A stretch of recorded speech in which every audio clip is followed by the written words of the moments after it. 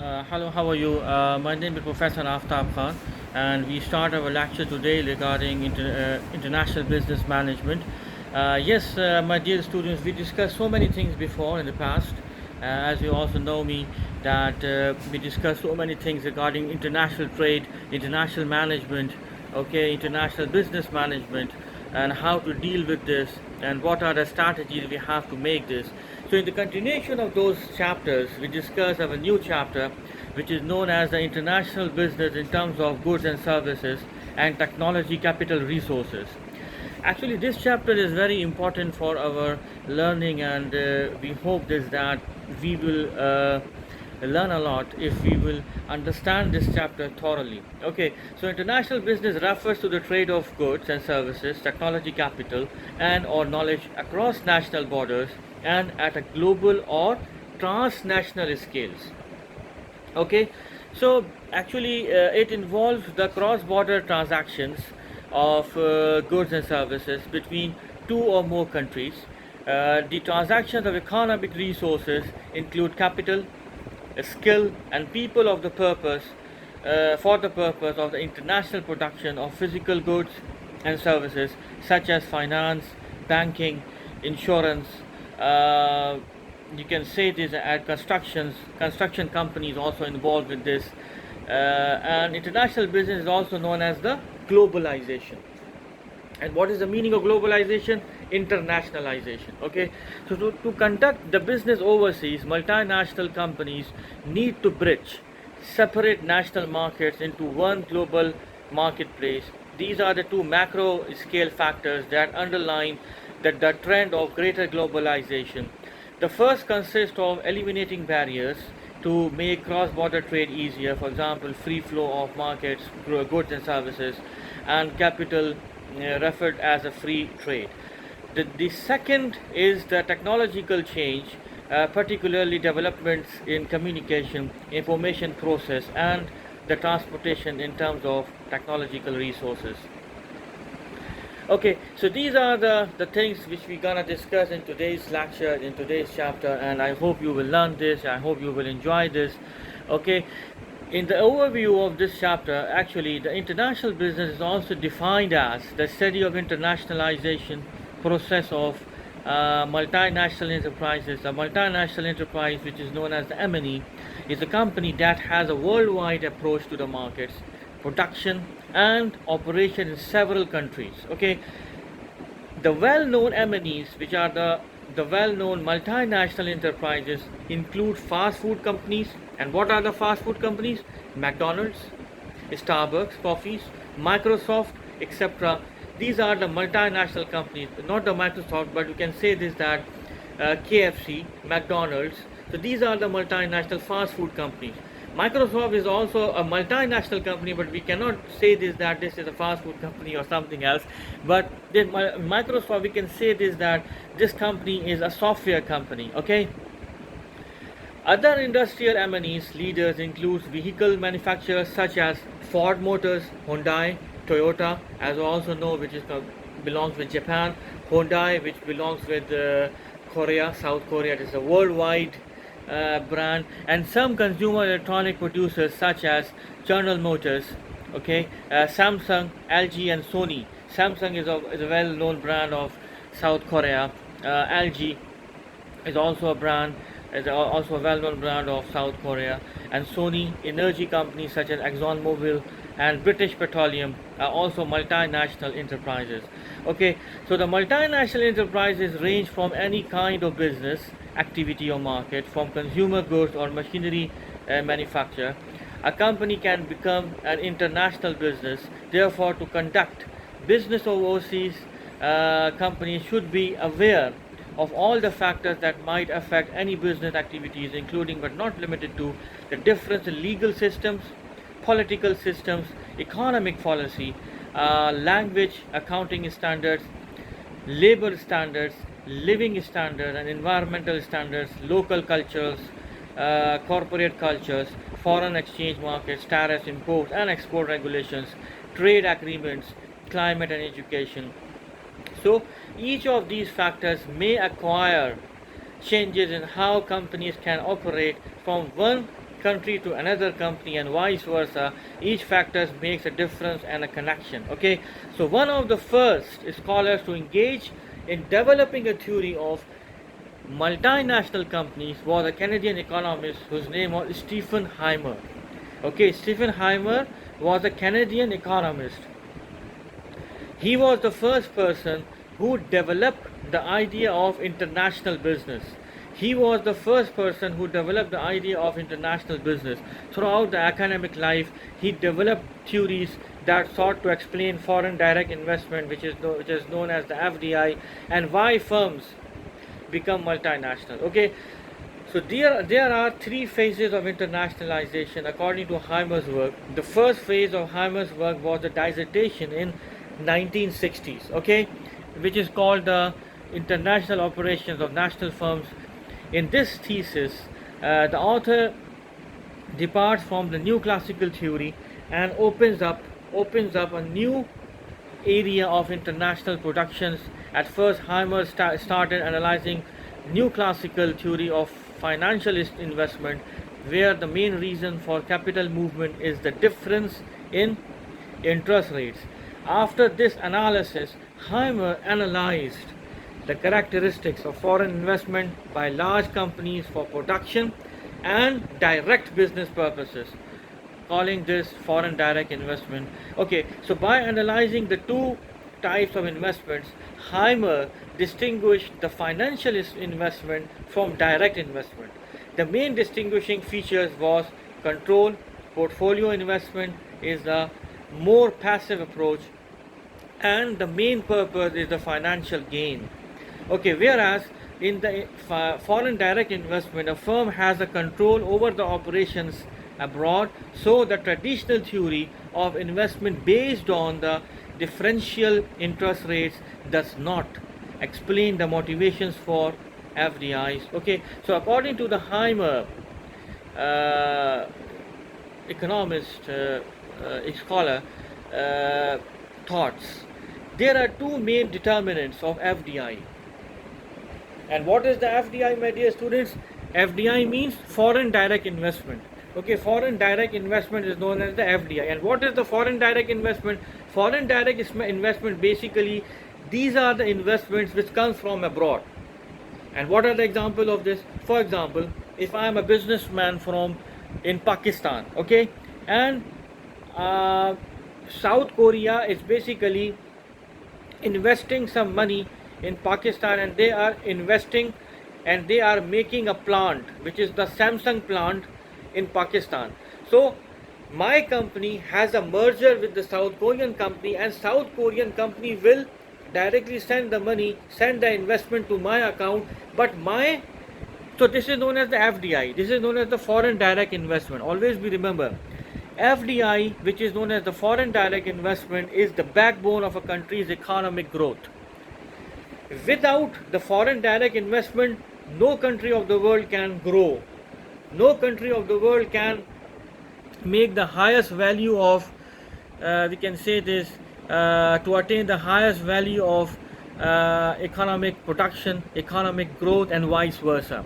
So always be remember, my dear students, that as a Pakistani company, if I will get the foreign direct investment from South Korea, my country will get benefit of this. And how my country will get benefit of this? Because the foreign direct investment comes in my country in terms of United States dollar, which is known as the foreign reserve. And if the foreign direct investment comes in my country, definitely my foreign reserves, my country's foreign reserves will be increased, and vice versa.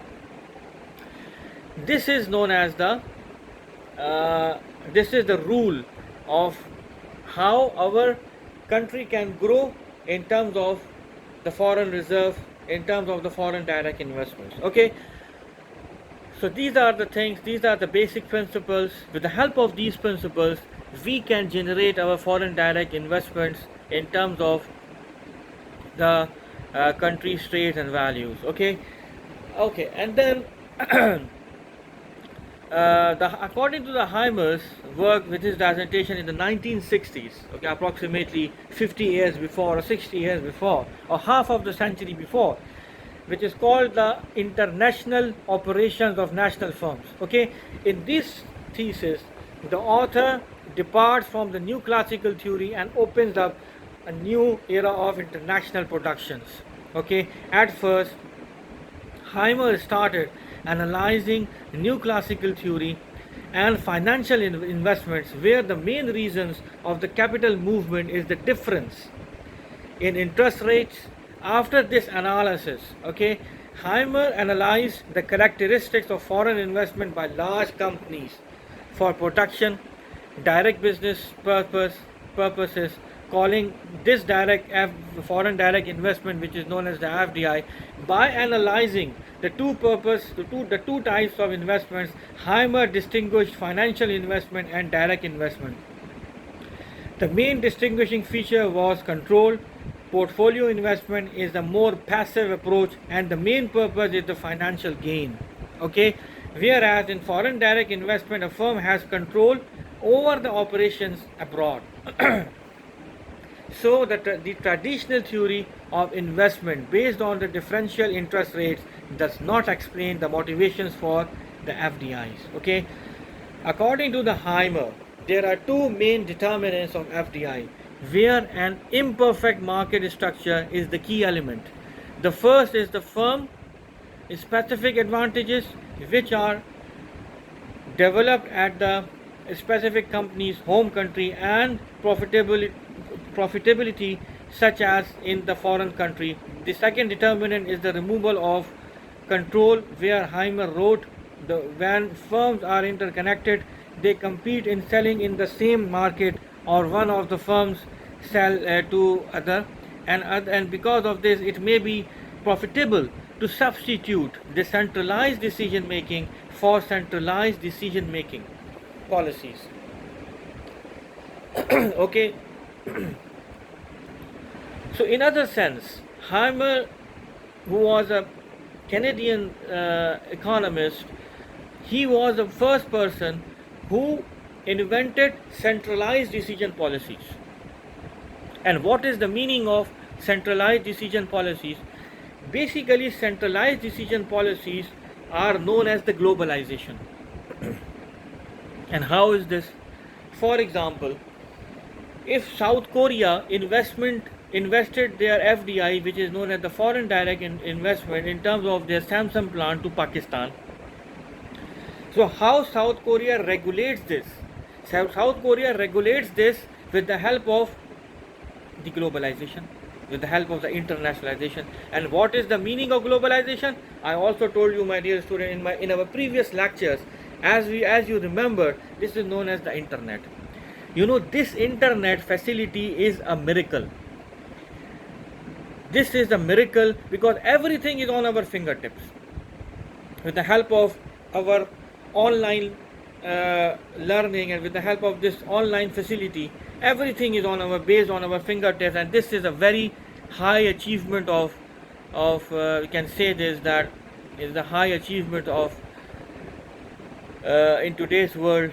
And with the help of this, we can save a lot of amount of money, a lot of amount of budget.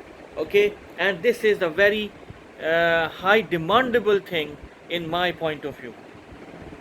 So Heimer's second phase is his new classical article in the 1968 era that includes a theory of internationalization and explains the direction of growth of the international expansion of firms. Okay, so in the later stage, Heimer went to more Marxist approach, where he explains that MNC as an agent of an international capitalist system, which causes conflict and contradictions.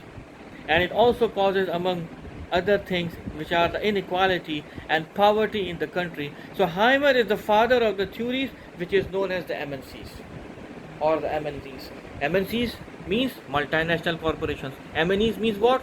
Multinational enterprises. So Heimer, Hymer, Heimer was the person who was a Canadian economist. He was the first scholar who made this theory. Okay, somebody asks you in your life that who made the concept of Heimer, who made the concept of MNCs. or who made the concept of M&Es, multinational corporations, multinational enterprises. So Heimer. Tell them in one word, sir, Heimer was the first person, Heimer was the first scholar who made this theory of internationalization, who made this theory of MNCs, who made this concept of MNEs. And in the which era? 1968. In 1960s, which is known as the late 90s, Heimer was the first person who invented this internationalization. Okay, for example, if we are studying this course which is known as the international management, so Heimer was the first person who made this, because this international management basically, actually, this this thing is invented by Heimer, and M&Es, multinational corporation, and the multinational enterprises. Heimer was the first person who made this strategy. Okay, so among modern economic theories of multinationals and foreign direct investments, which are the internationalization theory, standing for the ownership, location, and internationalization. So during was widely known as his research in economics of international direct investment and the multinational enterprises. Okay, in particular, it remains as the predominant theoretical contribution to study international business topics. So Heimer and Dunings are considered founders of international business as a specialist field of study. Okay, my dear students, there are some physical and social factors on competitive business and social environment. The to conduct of international operations depends on the company's objectives and the means with which they carry them out. The operations affect and are affected by the physical and societal factors and the competitive environment. Okay, so the operations, all firms, they want to go international, have one common goal. And what are the common goal? What is the common goal? The desire to increase their respective economic values. And what are the economic values? To maximize the profit, to maximize the revenue. Always we remember, my dear students, all businessmen of the world, all companies of the world, whether smaller scale, whether medium scale, whether larger scale, multinational enterprise, MNC, they have a one common goal. And what is the common goal? To maximize the economic value. And what is the meaning of economic value? To maximize the profit. One word, profit. To increase the profit. This is the only motive of any businessman. For example, if I am a businessman from Pakistan, definitely if I am investing my money, so my motive is to generate the profit. My motive is to invest and earn double or triple or twice and thrice and vice versa. So the more profit earning I have, the more business growth I earn. The more, this is a simple rule, and it is directly related with each other. The more profit if we will earn, the more growth we will earn. And if the more growth we will earn, the more achievable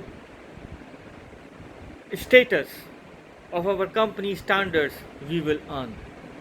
Okay, so this is the motive of our international trade, of our international business, and this is the only, believe me, this is the only perspective of every nation, of every businessman, and this is a very interesting, we can say this is a very interesting subject and topic in my point of view regarding international business. Okay, so the profit maximization is the only motive of every businessman. And somebody asks you, so this is a very important interview question also.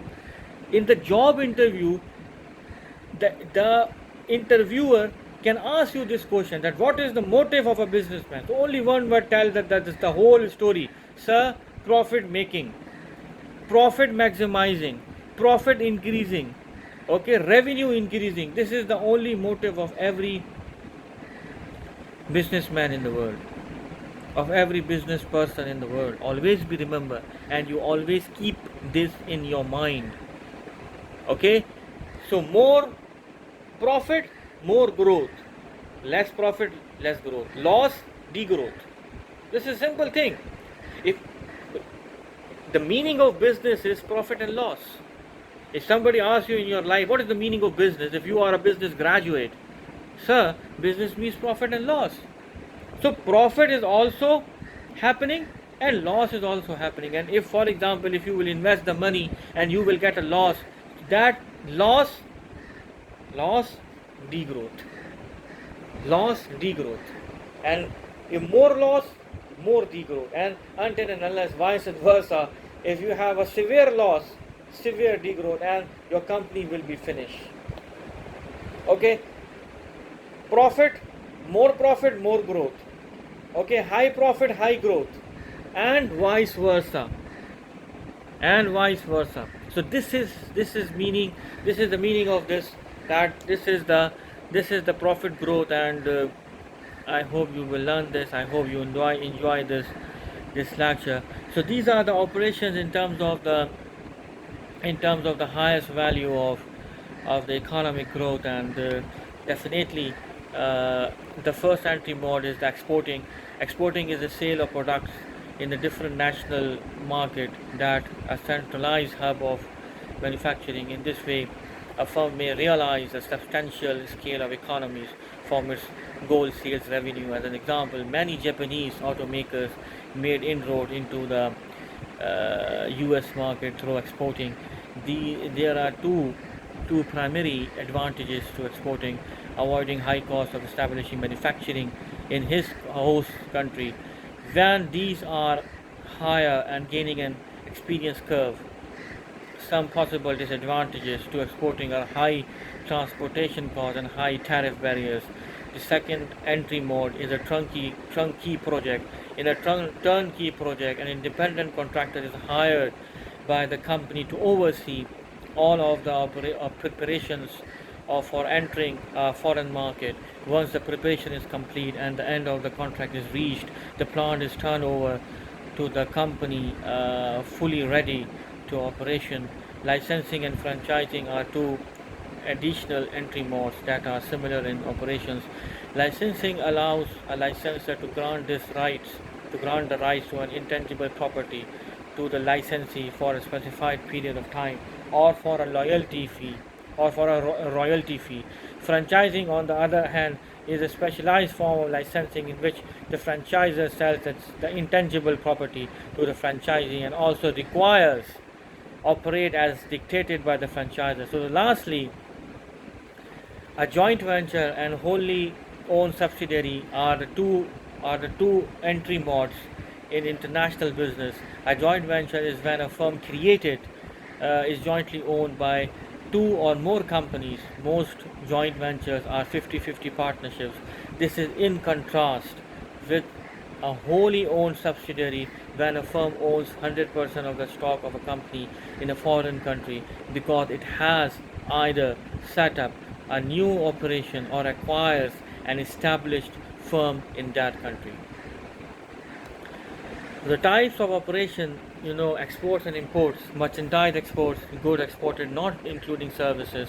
Merchandise imports, the physical good or product that is imported into the respective country. Countries import products or goods that are that their country lacks in. An example of this is that Colombia must import cars since there are no Colombian cars. This is the thing which we gonna discuss. This example which we gonna discuss in the previous weeks also, regarding the Colombian car markets. And Colombia is the only country of the world which is the highest crime ratio, which is the highest corruption ratio. Believe me, my dear students. And you see the corruption rate. The Japanese Toyota car, they are making illegal without the licensing, and they are making a Toyota car. So this is an example. This is a very good example in terms of trade, in terms of the internationalization, corruption also, because in the international market there is too much corruption. Okay, so this is the corruption. We gotta discuss this. And Okay, I hope you will learn this, you enjoy this learning and this chapter. And I am repeating as I requesting my request, which I am requesting in every week. Please submit me your assignment on time, because if you will not submit me your assignment, I cannot give you the grading, because this is our online semester, this is our online exam. All exam will be online. And how the exam will be online? The assignments which I already given you, which I already submitted with you in your cyber YSU website, please give it to me on time.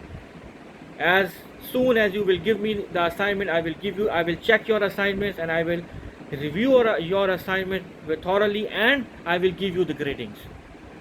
Okay, so please, I am requesting, for those students who have not submitted your assignment on time, please give it to me, and ignore this message. And somebody has submitted their assignments already, ignore this message. But please, I am repeating, those students, please be serious and submit your assignments on time. If you will submit your assignments, I will give you the gradings. Okay, I hope you will learn this subject, you enjoy this learning. This is a very effective and a very enthusiastic chapter. And in this chapter we will learn a lot regarding the international trade and international business management, international advanced management. Okay, so in the meanwhile, thank you very much, and to be continued towards the next week. Till then, goodbye.